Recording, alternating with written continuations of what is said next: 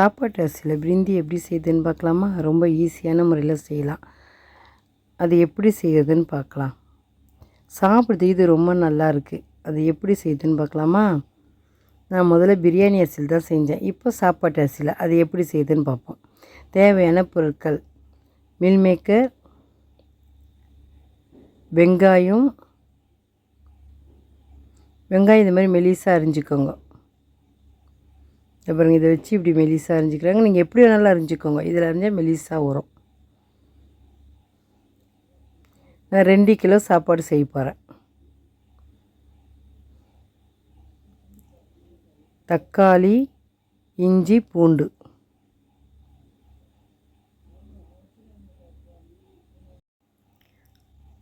உப்பு, கல்லுப்பு கூட போட்டுக்கலாம். தூள் உப்பும் போடலாம், கல்லுப்பும் போடலாம். மஞ்சாத்தூள், மிளகாய்த்தூள்,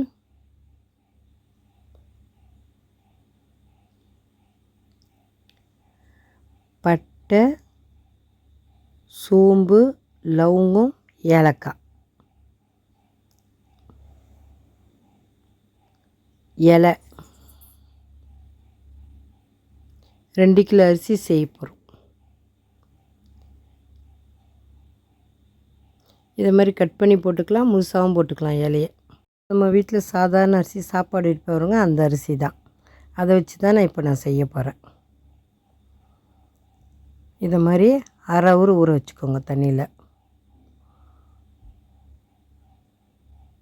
இப்போ இஞ்சி பூண்டு எல்லாத்தையும் அரைச்சிடலாம். நல்லா மழைன்னு அரைக்கணும். இஞ்சி பூண்டு, இஞ்சி தோல் சீவிட்டு இப்போ அரைச்சி எடுத்துக்கலாம். அரைச்சாச்சு பாருங்கள், இவ்வளோ மழைன்னு அரைச்சாச்சு. அதை எடுத்து ஒரு தட்டில் வச்சிடலாம்.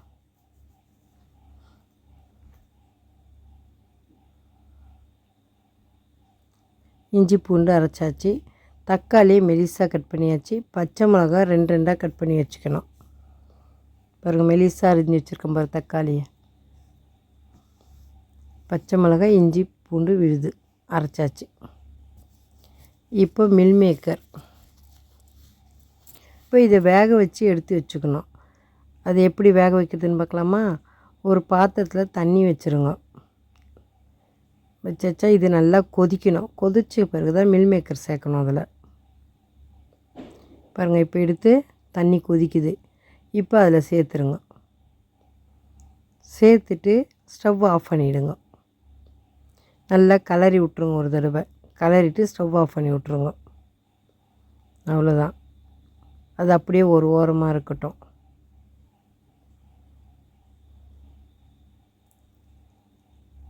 இப்போ இதே வெடிக்கட்டிடலாம். 5 நிமிஷம் ஆகிடுச்சு. அது தண்ணியிலேருந்து எடுத்து வெளியில் வச்சிடலாம். இப்போ ஒரு பாத்திரம் வச்சுட்டு எண்ணெய் ஊற்றிடலாம்.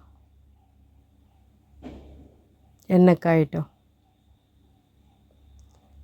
இப்போ நம்ம பட்டை, லவங்கம், ஏலக்காய், சோம்பு எல்லாம் வச்சுருந்தோம் பாருங்க.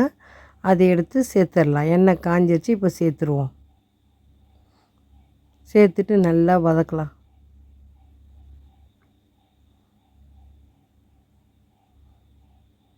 பாருங்கள், இது மாதிரி நல்லா வதக்கிட்டு வெங்காயம் நம்ம அரிஞ்சு வச்சோம் பாருங்கள், அதை எடுத்து அப்படியே எல்லாத்தையும் சேர்த்துருங்க.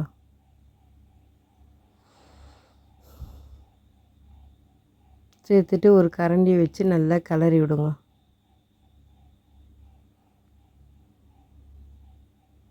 நல்லா கலருங்க, இல்லைன்னா அடி பிடிச்சிரும் வெங்காயம்.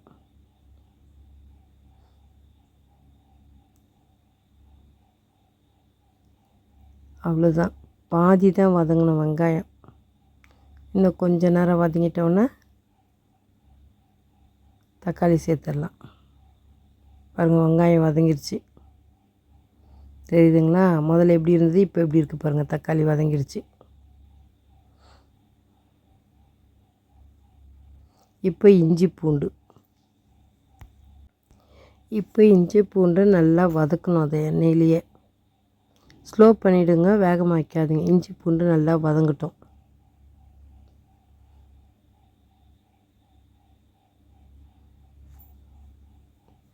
நல்லா வதக்கிட்ட பிறகு தான் தக்காளி சேர்க்கணும். இன்னும் வதங்கலை, இன்னும் கொஞ்சம் நேரம் வதங்கட்டும் இஞ்சி பூண்டு.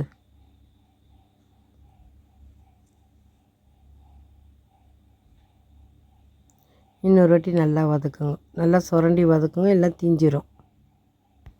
உப்பு சேர்த்துருங்க, உப்பு சேர்த்துட்டு நல்லா கலருங்க,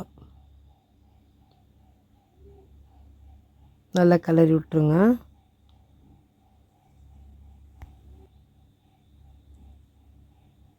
நல்லா வதங்கிருச்சு. இப்போது கறிவேப்பிலை, இப்போ தக்காளி சேர்த்தாச்சு.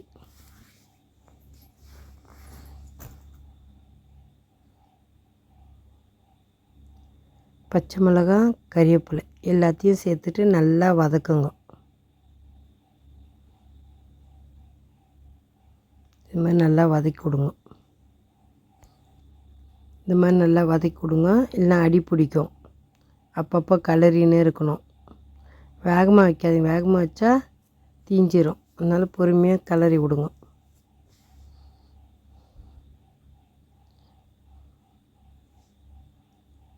அவ்வளோதான், இது பாதி வதங்கினா போதும். நல்லாலாம் வதங்கணும்னு வேணாம், நல்லா வதங்க வேணாம், பாதி வதங்கினா போதும். இன்னும் கொஞ்சம் தக்காளி வதங்கட்டும். இப்போ அதுக்குள்ளே மில் மேக்கர் எடுத்து இந்த மாதிரி தண்ணி பிழிஞ்சு வச்சுக்கலாம். அதுக்குள்ளே வெங்காயம் தக்காளி வதங்கிடும். பாருங்கள், வெங்காயம் தக்காளி வதங்கிடுச்சு. இப்போ நம்ம மில் மேக்கர் எடுத்து தண்ணி பிழிஞ்சு வச்சோம் பாருங்கள், அது எல்லாத்தையும் சேர்த்துருங்க. சேர்த்துட்டு திருப்பி எல்லாத்தையும் நல்லா வதக்குங்க. இந்த மாதிரி கரண்டியை வச்சு அடியில் சுரண்டி வதக்குங்க, அப்போ தான் அடி பிடிக்காது, மேலட்டாக கலரக்கூடாது. நல்லா இது மாதிரி அடியோடு சேர்த்து கலரணும்.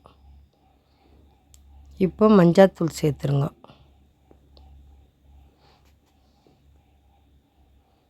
அதே நல்லா கலரிடுங்க. இப்போ மிளகாத்தூள் சேர்த்துருங்க. வெறும் மிளகாத்தூள் சேர்க்கணும். அதே நல்லா கலரி விட்டுருங்க. நல்லா கலருங்க.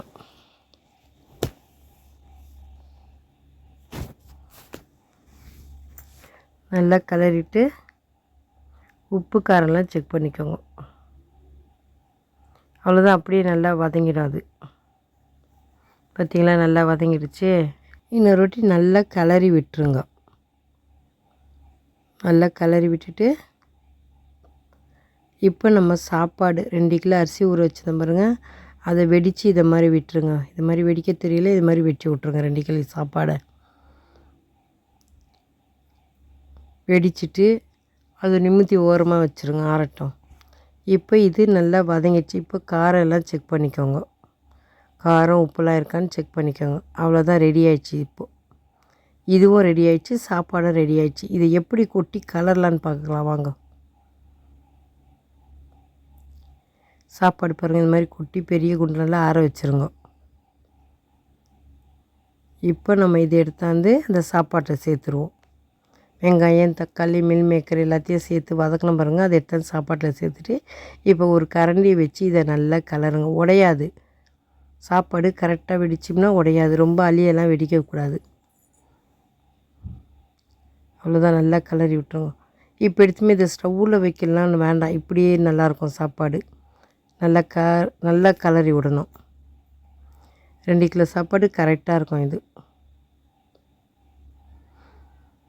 அவ்வளோதான், கலரியாச்சு. பாருங்கள், சாப்பாடு எவ்வளோ அழகாக இருக்குது, உடையவும் இல்லை, சாப்பிட்றதுக்கு நல்லாயிருக்கும். இப்போ எடுத்துமே ஸ்டவ்வில் வைக்கலாம் கிடையாது, அவ்வளோதான், ரெடி ஆயிடுச்சு சாப்பாடு. இப்படியே சாப்பிட்லாம். சாப்பாடு ரெடி ஆயிடுச்சு. சாப்பிட்டு பார்த்துட்டு எப்படி இருக்குன்னு சொல்லுங்கள். நீங்களும் இதே மாதிரி செஞ்சு பாருங்கள், எவ்வளோ ஈஸியான முறையில் செய்யலாம். இதுக்கு ஒரு பச்சடி வச்சு சாப்பிட்றலாம்.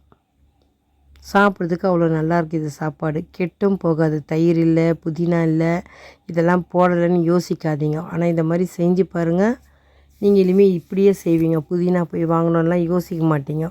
இந்த சாப்பாடு அவ்வளோ நல்லா இருக்குது சாப்பிட்றதுக்கு. இதை ஒரு முறை நீங்கள் செஞ்சு பார்த்தீங்கன்னு வச்சுங்க, இப்படி தான் செய்வீங்க. என்னடா தயிர் போடல புதினா போடலன்னு யோசிக்காதீங்க. இந்த சாப்பாடை ஒரு முறை செஞ்சு சாப்பிட்டு பார்த்துட்டு சொல்லுங்கள். லைக் பண்ணுங்கள், ஷேர் பண்ணுங்கள், மறக்காமல் நம்ம சேனலுக்கு சப்ஸ்கிரைப் பண்ணுங்கள். தேங்க்ஸ் ஃபார் வாட்சிங்.